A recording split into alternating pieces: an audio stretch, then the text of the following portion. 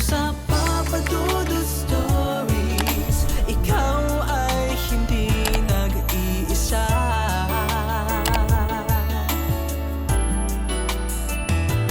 Dito sa Papa Dudut Stories, may nagmamahal sa'yo. Papa Dudut Stories, Papa Dudut Papa Dudut. Sa lahat po ng mga nakatutok ngayon, huwag pong kalimutan mag-like, mag-share at mag-subscribe. Maraming salamat po sa inyong lahat.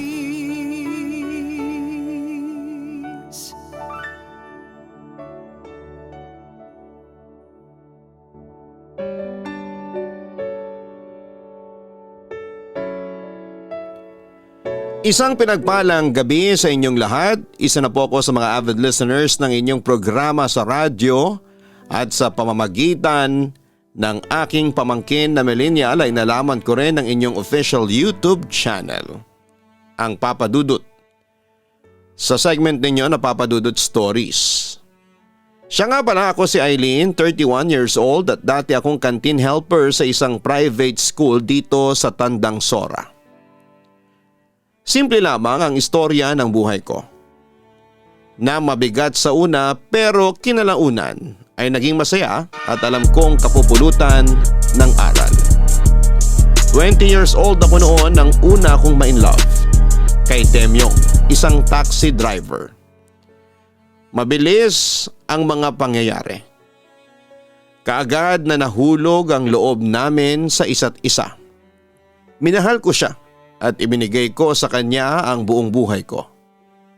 Pero hindi naging sapat yon para mahalin ako ng buo ni Temyong. Dahil dumating ang araw at ipinagpalit niya ako sa ibang babae. Masakit yon sa akin at halos magdugo ang puso ko noon.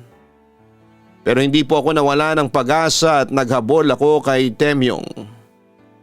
Nang mga panahong ding yon ay nalaman kong buntis ako at syempre si Temyong ang ama ng dinadala ko. Kaso hindi naging sapat na mabuntis ako para manatili sa akin ang lalaking mahal ko. Sapagkat ipinagtabuyan at iniwan pa rin niya ako para sa ibang babae. Noong una ay hindi ko kagad natanggap na iniwan ako ni Temyong kaya panay ang iyak at pagtangis ko sa kanya. Pero sa tulong ng mga nagmamahal sa akin ay unti-unti rin akong nakabangon. Nanganak ako kinalaunan at mag-isa kong pinalaki ang aking anak. Doon ay nakahinga na ako ng maluwag. Akala ko kasi tapos na ang unos sa aking buhay. Ngunit sa pagdaan ng panahon ay isa na namang unos ang dumating sa buhay namin ng anak ko. Nagkaroon ng leukemia ang aking anak na si Mia at halos araw-araw ay pinahihirapan siya nito.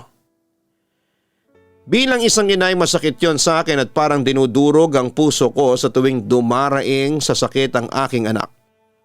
Isang araw ay muling isinugod ko sa ospital si Mia. Dahil sa kanyang sakit at halos mawalan ako ng lakas, buti na lamang at kasama ko ang aking ama na siyang tumutulong sa akin sa pagpapalaki sa aking anak. Mia anak, parang awa mo na. Huwag mo akong iwanan, mahal na mahal kita anak. Magpalakas ka. Tibayan mo ang loob mo at huwag kang mag-alala at palaging narito lamang ako sa tabi mo. Sabi ko sa aking anak na nooy nagpapahinga na. Diyos ko, sana'y maghimala kayo. Tulungan niyo po sanang gumaling ang anak ko. Nagmamakaawa na po ako sa inyo. Dasal ko pa noon sa Panginoon. Lumapit naman sa akin ang aking ama. Anak, tumahang ka na. Kanina ka pang iyak ng iyak dyan at saka magising ang anak mo, sabi niya sa akin. Hindi ko po mapigilang umiyak lalo na po tuwing sasagi sa akin yung sinabi ng doktor kanina tungkol sa kalagayan ni Mia. Itay, malala na raw po yung cancer niya. Sabi pa po ng doktor ay malaki ang posibilidad daw na mamatay ang anak ko. Sa pagkakataong yon, Papa Dudut, ay napahagulhol na ako. Itay, hindi ko po makakayang mawala sa akin ang anak ko. Anak, naiintindihan kita. Alam ko ang pag-aalala ng isang magulang sa kanyang anak. Pero payo ko sa iyo ay tatagan mo ang loob mo. Maging positibo ka. Isipin mo na isa lamang ito sa mga pagsubok sa buhay mo at malalampasan nyo rin ito ng anak mo. Aileen, tahan na. Hindi ka nag-iisa. Karamay mo ako. Wika ng aking ama. At tinayaan niya akong umiyak sa kanyang balikat habang pinagmamasdan namin si Mia. Maya-maya'y nagising si Mia. Mama, banggit ng aking anak. Agad ako nagpunas ng luha at lumapit sa aking anak. Mia, bakit ka nagising? Kumusta ka na? Nagugutom ka na ba? Tanong ko sa kanya. Hindi po ako nagugutom, Mama. Ayos lang po ako. Sagot niya. Bakit po kayo umiiyak? Inosenteng tanong pa niya sa akin. Wala pa siyang kamuwang-muwang sa kanyang malubhang kalagayan. Nagpakita ako ng katatagan para hindi mag-alala ang aking anak. Wala ito, anak. Huwag mo nang pansinin ang mami mo. Sagot ko habang nagpupunas pa ng luha sa aking mga mata. Kaya po ako nagising kasi nakita ko po kayong umiiyak sa panaginip ko. Totoo po pala yung panaginip ko. Wika ng aking anak na nagpakurot palalo sa aking puso. Anak, ipangako mo sa akin na hindi mo ako iiwan, ha? Ipangako mo sa akin na magpapalakas at magpapagaling ka. Sabi ko kay Mia habang hinahawakan ang kanyang mga kamay. Opo, Mama, promise po. Sagot ni Mia pagkatapos ay masayang niyakap ako. At saka, Apo, huwag mo kakalimutan na palagi magdasal kay Papa Jesus, ha? Hilingin mo sa kanya na pagalingin kanya sa sakit mo, ang sabi naman ng aking ama kay Mia. Opo, Lolo. Mia, ikaw lang ang lakas ng mami mo, kaya magpagaling ka, dagdag pa ng aking ama. Huwag po kayong mag-alala, Lolo. At hindi po ako pababayaan ng guardian angel ko. Masiglang wika pa ni Mia. Pagkatapos ay muli siyang bumaling sa akin. Mama, kapag gumaling na po ako, pasyal po tayo sa mall, ha? Tapos kumain po tayo doon at saka alam niyo po ba, Mama? Marami na po akong naiipong piso sa piggy bank ko. Ibibili ko po yun ng regalo sa inyo kapag pumunta po tayo ng mall. Sige, anak, ililibot kita kahit saan mo gusto basta magpagaling ka lang. Ang sabi ko naman. Mama, may isa pa po akong wish. Gusto ko pong makita si Papa. Hiling ni Mia sa amin. Natigilan ako, Papa Dudut. Hindi ko alam kung paano ko sasabihin kay Temyong ang kahilingan ng anak namin. Bukod sa matagal na rin akong walang komunikasyon sa kanya pero kailangan kong magbakasakali. Tumanggi man siya o hindi ang mahalaga ay nasabi ko sa kanya ang kalagayan ng aming anak. Please, Mama, namimiss ko na po kasi si Papa. Dagdag pa ni Mia. Nagbuntong hininga ako. Sige, anak, papupuntahin ko ang papa mo rito, promise. Papa Dudut, pinag-isipan kong mabuti kung dapat ko bang sabihin kay Temyong na gusto siyang makita ng kanyang anak. Aminin ko na masama pa rin ang loob ko sa lalaking yon. At ayoko na siyang makita pero nangako ako sa aking anak na tutuparin ko ang kanyang hiling na makita ang kanyang ama. Kaya sa huli isang desisyon ang aking ginawa. Aileen, kumusta ka na? Kumusta na yung anak natin? Nasa na kayo nakatira? Buti naman na tumawag ka. Alam mo ba sobrang nag-aalala ako sa inyo ng anak natin. 9 na taong ka rin hindi nagparamdam sa akin. Sabi sa akin ni Temyong sa kabilang linya. Temyong, ang anak natin, hindi ko na napigilang umiyak noon. O bakit? Ano nangyari sa kanya? Tanong niya sa akin na nag-aalala. May malubhang sakit si Mia. Malala na ang kanser niya. Sabi ng doktor ay baka ikamatay ng anak natin ang sakit niya. Kwento ko. Kailan pa may sakit ang anak natin? bakit ngayon mo lang sinabi sa akin na may sakit pala siya? Alam ko na sobra na rin na nag-aalala si Temyong sa anak namin. Matagal nang may sakit si Mia. Patawarin mo sana ako, Temyong, kung ngayon ko lang sinabi. Pero kailangan ka ngayon ng anak natin. Humiling siya sa akin na gusto ka raw niyang makasama. Kasi puro sa picture ka lang niya nakikita. Ang sabi ko habang umiiyak. Sige Eileen, sabihin mo lang sa akin kung saan kayo makikita. Pupuntahan ko kayo ngayon, sagot ni Temyong sa akin. Bilang ina, ay ginawa ko ang lahat para maging maayos lamang si Mia.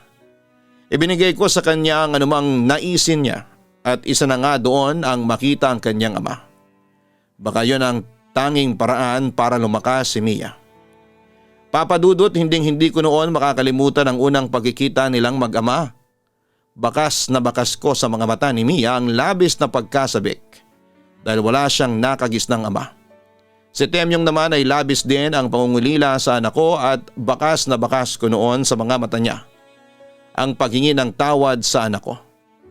Kaya simula noon ay hinayaan ko na lamang ang mag-ama na magbanding para na rin sa ikakasiya ng aking anak. Papa, thank you po pala sa mga toys ha. Nagustuhan ko po lalo na po yung manika at saka po itong pink teddy bear. Narinig kong sabi ni Mia sa kanyang ama. Wala yun anak. Basta kahit anong gusto mong laruan, ibibili namin ang mama mo sa'yo. Basta pangako mo lang sa amin na magpapagaling ka ha. Wika ni Temyong kay Mia. Masaya po ako ngayon kasi nakasama ko na kayo. Dati po sa pictures ko lang po kayo nakikita. Papa, palagi ko nga pong wini-wish kay Papa Jesus na sana'y makasama ko po kayo. Heto, tinupad na po niya ang wish ko. Ang sabi ni Mia na sobrang saya ng mga oras na yon. Ako rin anak, palagi ko rin wini-wish kay Papa Jesus na sana isang araw ay makita ko ulit kayo ng mama mo. Alam mo ba anak, 9 years ko kayong hindi nakita kaya heto ako. Sobra ang katuwaan ko nang tumawag sa akin ng mama mo. Kaya heto masaya ako kasi kasama ko kayo ng mama mo. Nakaramdam ako ng kasiyahan sa mga sinabing yon ni Temyong Papa Dudut. Nagbago kaya siya? Handa na ba talaga siyang magpakaama kay Mia? Yon ang ilan sa mga tanong sa aking isipan. Sana tuparin din ni Papa Jesus ang wish ko na gumaling ka na. Kaya kapag natupad yon, ako na siguro ang pinakamasayang tatay sa mundo. Ang wika pa ni Temyong. Mama, Papa, may isa lang po akong wish pa. Ano yun anak? Handa naming ibigay sa iyo yon ng papa mo, ang sabi ko. Papa, sana po palagi po kayo magkasama ni Mama. Sana po sa bawat pagising ko po ay makikita ko po kayong magkasama. Sana po ay palagi po tayong magkasama, parang isang pamilya, ang wika pa ni Mia. Nagkatinginan kami ni Temyong at napangiti siya sa akin. Para bang sinasabi niya sa akin na handa siyang bumalik sa akin para sa aming anak. Pagkatapos ay bumaling siya kay Mia. Sige, tutuparin ko yung gusto mo. Kung yan ang magpapagaling sa'yo, gagawin namin ng mama mo. Sagot niya sa aking anak. Siyempre lalong natuwa ang aking anak. Napangiti na rin ako dahil ngayon ko lang ulit nakitang masaya ng ganon si Mia. Nang makatulog ulit si Mia ay kinausap naman ako ni Temyong. Eileen, sana'y hayaan mo kong makasama ang anak ko. Pakiusap niya sa akin. Oo naman, karapatan mo naman yun bilang ama ni Mia. Sagot ko. Salamat. Pagkatapos ay nagsimulang magtapat sa akin si Temyong. Hiwalay na pala kami ni Bing ha, magdadalawang taon na. Talaga? Kung gano'n ikaw na lang mag-isa sa buhay. Kasama ko ngayon ng tito at tita ko pero pagkatapos ni Bing ay hindi na ako naghanap ng ibang babae. Inilaan ko na lang ang oras ko sa paghahanap sa inyo ni Mia. Natigilan ako sa kanyang sinabi. Sa loob pala ng ilang taon ay nahanap pala kami ni Temyong. Nakaramdam ako ng kaunting guilt dahil sa ginawa kong pagtatago sa kanya. Inaamin ko Eileen, nagkamali ako sa pagpili kay Bing. Akala ko siya na ang babaeng tamang-tama para sa akin. Pero hindi pala kasi matapos ang 5 taong pagsasama namin iiwan lang pala niya ako. Sumama siya sa ibang lalaki. Kung sabagay, malakas ang loob niyang gawin yon kasi hindi naman kami kasal. Iniwan niya sa akin ang 2 naming anak. Ayun si tita nag-aalaga sa 2 niyang apo. Sagot pa niya sa akin. Ganun pala ang nangyari. Tangi ko na lamang nasabi pagkatapos niyang magkwento. Ikaw Eileen, bakit sa loob ng 9 na taon hindi ka nag-asawa? Tanong niya sa akin. Bakit pa ako mag-aasawa minsan na ako nasaktan. Masakit yung nangyari sa akin at kahit kailan hindi ko makakalimutan yon. Kaya takot na akong magmahal pa. Sagot ko na may halong hinanakit. Patawarin mo ako Eileen ha, kung iniwan ko kayo ni Mia. Sinserong paghingi ng tawad ni Temyong sa akin. Pinagsisisihan ko na ang lahat. Huwag kang mag-alala Temyong, dahil sa ginawa mong sakripisyo ngayon para sa ating anak ay unti-unti na kitang napapatawad.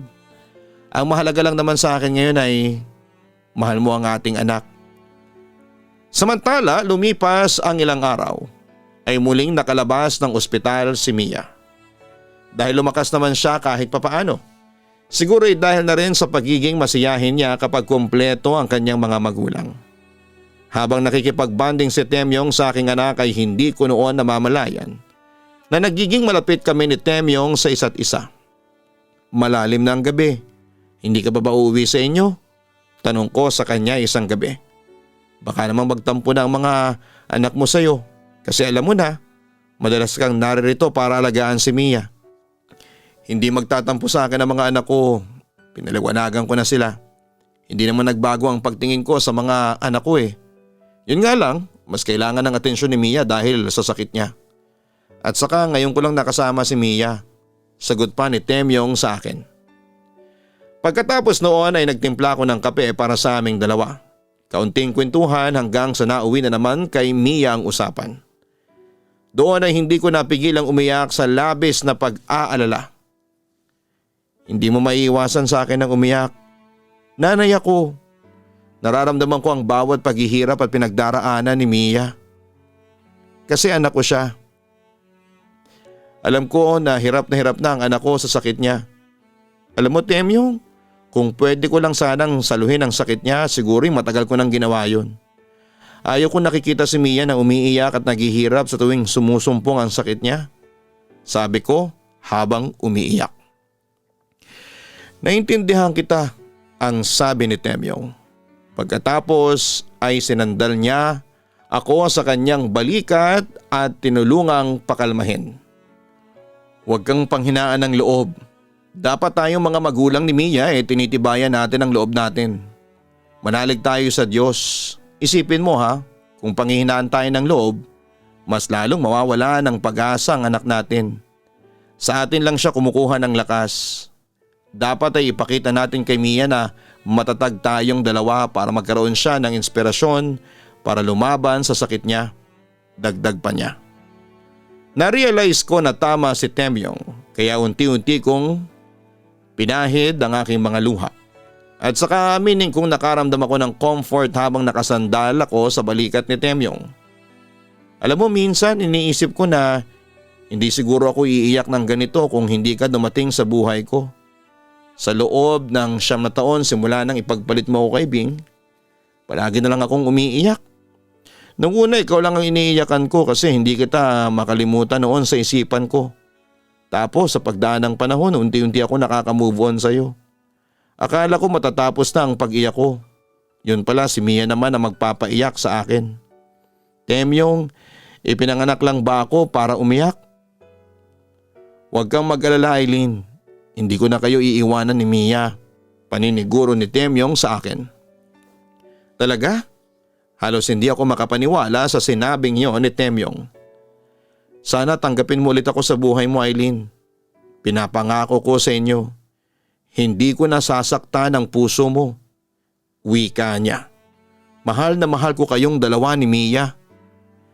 Mahal mo ko? Gusto ko makasigurado sa aking narinig. Akala ko noon Eileen si Bing ang mahal ko pero napagtanto ko rin kinalaunan na nagkamali ako ng desisyon sa pagpili ko kay Bing sa halip na ikaw. Kasi huli ko nang napagtanto na ikaw pala ang mahal ko, ang sabi pa ni Temyong. At sa pagkakataong ito ay ramdam kong totoo ang kanyang mga sinasabi. Ang naging pag-uusap namin yon ang isa sa mga nagpagulo ng isipan ko tungkol sa mga nararamdaman ko para kay Temyong. Naghahalo pa noon sa dibdib ko ang puot at pagmamahal sa kanya. Bagamat siya ang tinitibok pa rin ng puso ko, palagi ko namang naaalala ang mga panahong umiiyak ako ng dahil sa kanya. Pero sabi nga ng iba, gagaling din ang sugat pagkalipas ng panahon. Only time can heal, ika nga. Kaya hinayaan ko na lamang ang panahon ang magsabi sa akin kung dapat ko na bang mahalin ulit si Temyong o hindi pa. Papadudot, hindi kami iniwan ni Temyong sa mga pagsubok na dumating sa buhay namin ng anak ko.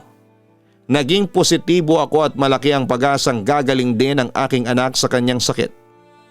Samantala'y naging karamay ko si Temyong sa pag-iyak, pagdarasal at siyang nagbigay ng pag-asa at lakas ng loob sa akin at nang dumating ang pinakamalaking pagsubok sa buhay ko.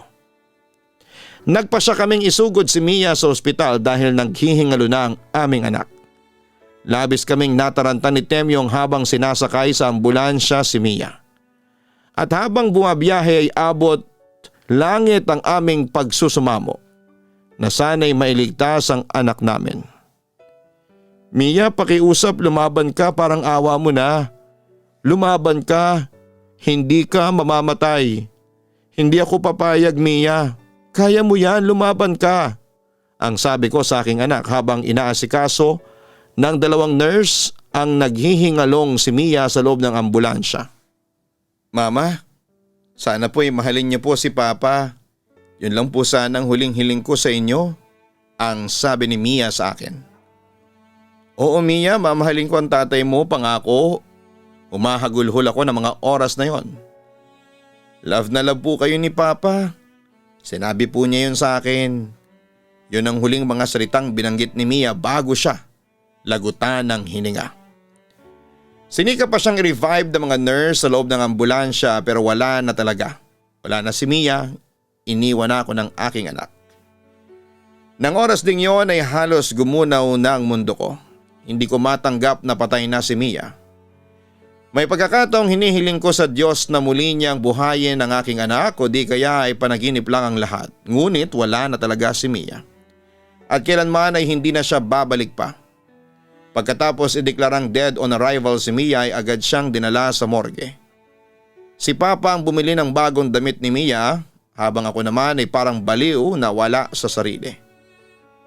Iyak ng iyak at halos isumpa ang mundo.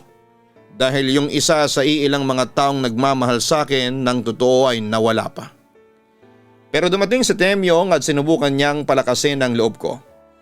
Bagamat alam kong nasasaktan din siya sa mga nangyari, ay pinilit niyang maging matatag para sa akin nang sa gayon ay may masandalan ako. Oo Papa Dudut, naging karamay ko si Temyong sa pagsubok na yon sa buhay ko. Hindi niya ako iniwan sa mga oras na bagsak ang kalooban ko. Ngunit aaminin kong nakaramdam din ako ng kaunting guilt sa sarili dahil napapansin kong mas may panahon pa siya sa akin kesa sa dalawa niyang anak. Kaya isang araw, pagkalibing sa aming anak ay kinausap ko si Temyong. Ngayong wala nang anak natin, tapos na ang obligasyon mo. Maaari ka nang bumalik sa inyo, wika ko. Hindi ko gagawin na iwanan ka, Eileen. Hayaan mo sana kung tulungan ka. Masasandalan mo ko sa mga panahong ito, sagot pa ni Temyong sa akin. Pero tumatanggi na ako. Hindi na, salamat na lang. Mahal kita Eileen at hindi ko hahayaan pang magsisi ako dahil pinakawalan ulit kita. Aniya. Tatapatin na kita Temyong. Nandun pa rin ang takot sa puso ko na baka ikaw isang araw ay iwanan mo ulit ako at ipagpalit sa ibang babae. Nawala na sa akin si Mia at ayokong masaktan ulit. Baka hindi ko na kayanin pa. Naiiyak kong wika. Pakiusap, huwag kang matakot na mahalin ako. Kasi sa pagkakataong ito ay sigurado na ako sa aking mga nararamdaman. Mahal kita Eileen at pinaninindigan ko na yon. Ito ang mga katagang binitawan sa akin ni Temyong. Buo na ang desisyon ko, tapos na ang papel mo sa buhay ko, ang sabi ko sa kanya. Pero deep inside ay alam kong hindi pa. Ngunit mas mabuti na ito kesa sumugal lamang ako sa wala. Hindi ako aalis Eileen, matapang na wika ni Temyong. Matapos mo kong sakta noon, tapos sasabihin mo sa akin ngayon na mahal mo ko? Anong kasiguraduhan kong tama yung sinasabi mo? Ganyan din ang sinasabi mo nun sa akin pero anong ginawa mo? Iniwan mo ko sa ere. Galit na sabi ko sa kanya. Eileen, alam ko kung gaano kasakit ang dinulot ko noon sa buhay mo. Ano bang gusto mong gawin ko para patunayan sa'yo na pinagsisisihan ko na ang lahat ng mga ginawa ko sa'yo? Gusto mo ilumuhod ako sa harapan mo? O sige, gagawin ko. Sabi ni Temyong at pagkatapos ay lumuhod siya sa aking harapan. Temyong, tangi ko lamang nasabi sa kanya. Eileen, patawarin mo sana ako. Hindi na kaya ng konsensya ko na makita kang ganyan. Alam kong matinding sakit ang dinulot ko sa iyo pero umaasa pa rin ako na isang araw ay mapapatawad mo pa rin ako. Naiiyak na wika ni Temyong. Sana'y bigyan mo ako ng pangalawang pagkakataon at sana'y hayaan mo akong makabawi sa lahat ng mga nagawa kong pagkakamali sa iyo. Eileen, sana'y tanggapin mo ulit ang pagmamahal ko sa iyo. Sa totoo lang, Papa Dudut, ay hindi ko alam ang sasabihin sa kanya noon. Napapaisip ako kung dapat na ba akong sumugal ulit sa kanya. Paano kung masaktan niya ulit ang kalooban ko? Gulong-gulo na ako ng mga oras na yon. Sa pagkakataong ito ay pinapangako ko sa iyo na ikaw lang ang mamahalin ko. Hindi na kita iiwan at paiiyakin.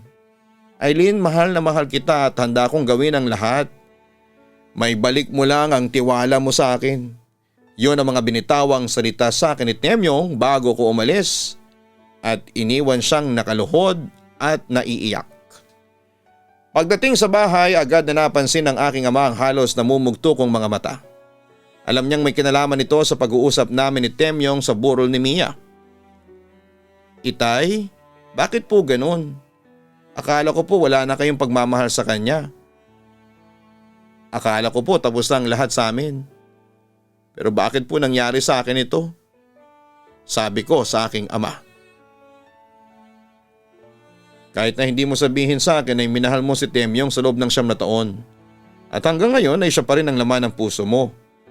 Sabi ng ama ko sa akin. Naguguluhan po ako. Yun lamang ang nasabi ko sabay iyak. Agad naman ako niyakap ni Papa para pakalmahin. Anak, ang maipapayo ko lang sa iyo sundin mo kung ano ang dinidikta ng puso mo. Anak, nararamdaman ko na sa pagkakataong ito mahal na mahal ka ni Temyong. Sana ibigyan mo siya ng pangalawang pagkakataon. Kung mahal mo si Temyong, huwag mong ikahiya. Huwag mong pigilan ang sarili mo na maging masaya sa piling ng taong minamahal mo. Sa pagkakataong yon ay hindi ko na maitatanggi na mahal ko pa rin si Temyong. Hindi siya tumigil noon sa pagdamay at pagsuyo sa akin hanggat hindi nawawala ang puot sa dibdib ko. Hindi naglaon ay unti-unti na rin gumaling ang mga sugat sa dibdib ko at napatawad ko rin si Temyong. Papa Dudut, naging magkaibigan ulit kami. Doon ay naramdaman ko na sincero na siya sa akin. Dahil sa kanya ay nabigyang muli ng kahulugan ang buhay ko. Sa piling ni Temyong ay nakaramdam muli ako ng kasiyahan. Unti-unti na rin akong nakamove on at natanggap ang aking tadhana. Samantala sa pagdamay sa akin ni Temyong ay mas lalong tumindi ang pagmamahal ko sa kanya. Kaya isang araw ay hindi ko na pinigilan pa ang sarili ko na maging masaya kapiling ang taong pinakamamahal ko. Isang araw ay muli kaming dumalaw ni Temyong sa puntod ni Mia at dinalhan namin siya ng magagandang bulaklak. At nag-alay kami ng dasal. Pagkatapos noon ay hinawakan ni Temyong ang aking mga kamay. Mia, anak, kumusta ka na? Nasaan ka man ngayon sana'y masaya ka. Sayang nga lang at hindi ko na nasama yung mga kapatid mo. Nasa eskwelahan kasi sila. Pero alam mo ba, Mia? Gustong gusto nilang dumalaw sa puntod mo, ang sabi ni Temyong sa puntod ni Mia. Sana kung nasaan ka man anak, sana'y palagi mo kaming ipagdarasal kay Papa Jesus na sana bigyan kami ng malulusog na pangangatawan. Bigyan din niya kami sana ng tibay at lakas ng loob para harapin ang mga bawat hamon sa buhay.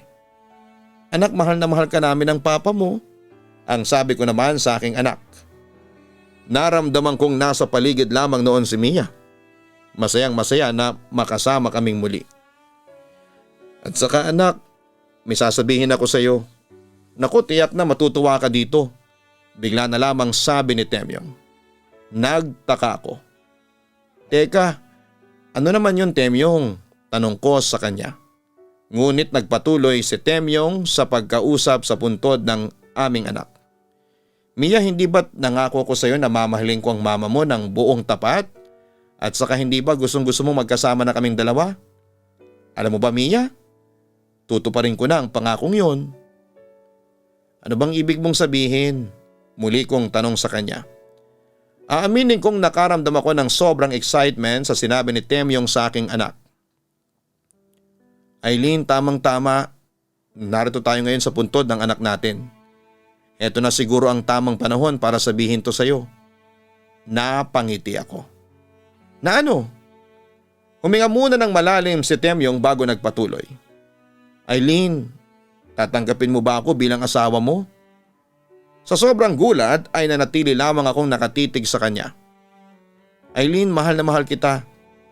Alam ng Diyos at ni Mia kung gaano kita kamahal. Maaaring nagkamali ako sa iyo noon pero sa pagkakataong ito ay itatama ko na ang lahat ng pagkakamali ko.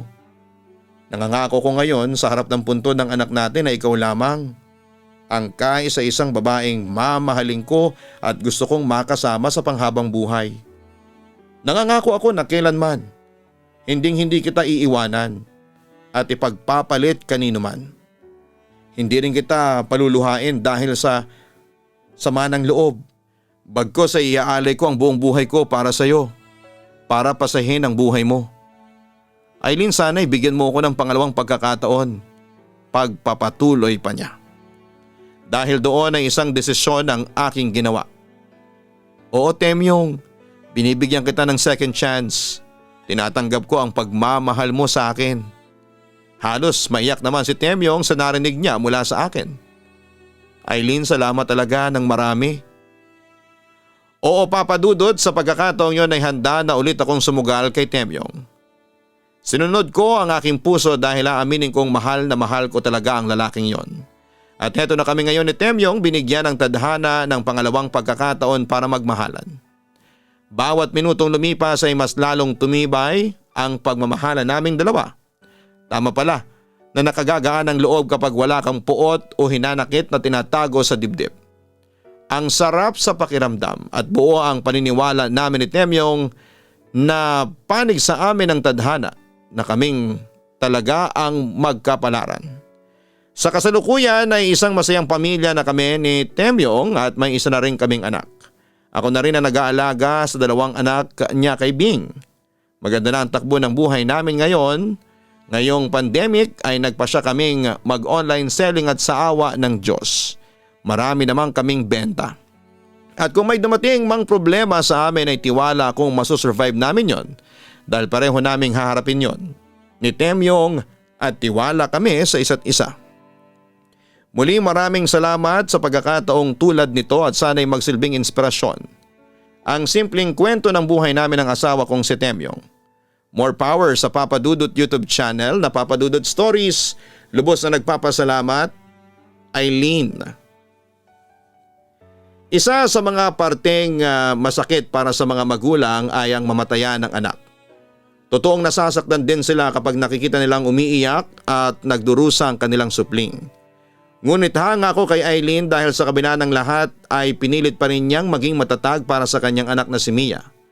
Bukod sa bumalik din si Temyong sa kanyang buhay para siya ay tulungan at samahan sa pagsubok na yon sa kanilang buhay.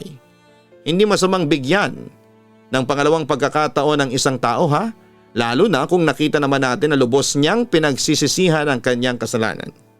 Nakita po natin na sa kabila ng pang-iiwan ni Temyong noon ay muli siyang bumawi para sa kanyang mag-ina. Nagsakripisyo at pinatunayan niya na karapat-dapat siyang patawarin at bigyan ng pangalawang pagkakataon. At sa huli pinatunayan ni Temyong na worth it ang second chance na ibinigay sa kanya ni Eileen dahil masaya na sila ngayon sa kanilang buhay. Sa huli ay mas masarap pa rin ang magpatawad kaysa magtanim ng galit sa iyong puso. Muli maraming salamat sa inyo, Eileen, sa pagbabahagi ng inyong kwento ni Temyong and more power sa inyo. Hanapin po ang Kaistorya Horror YouTube channel at mag-subscribe. Ganun din po sa Gian Giano Vlogs.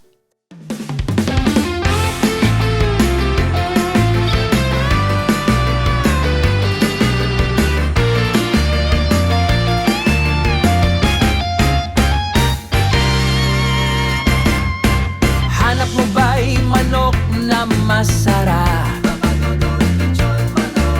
Lechon manok na lagi niyong babalik-balikan. Let's go na magpatumpik-tumpik pa. Siguradong enjoy lahat sa pagkainan. Papadudod, lechon manok, iba ang lasa, iba ang sarap.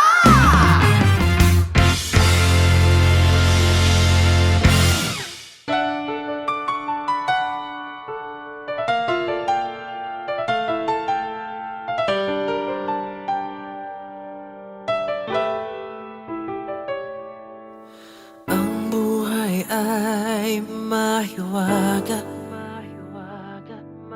laging may lungkot at saya. Sa Papa Dudut Stories, laging may karamay ka.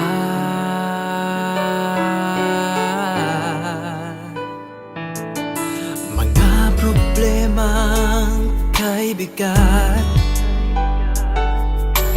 dito ay pakikinggan ka. Sa Papa Dudut Stories, kami ay iyong kasama. Dito sa Papa Dudut Stories, ikaw ay hindi nag-iisa.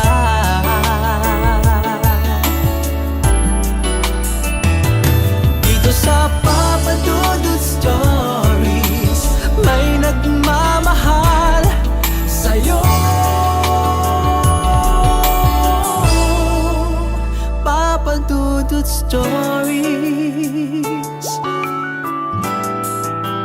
Papa Dudut Stories,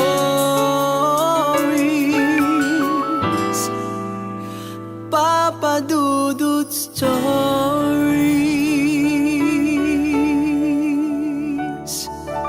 Hello mga ka-online, ako po ang inyong si Papa Dudut. Huwag kalimutan na mag-like, mag-share at mag-subscribe. Pindutin ang notification bell para mas maraming video ang mapanood ninyo. Maraming salamat po sa inyong walang sawang pagtitiwala.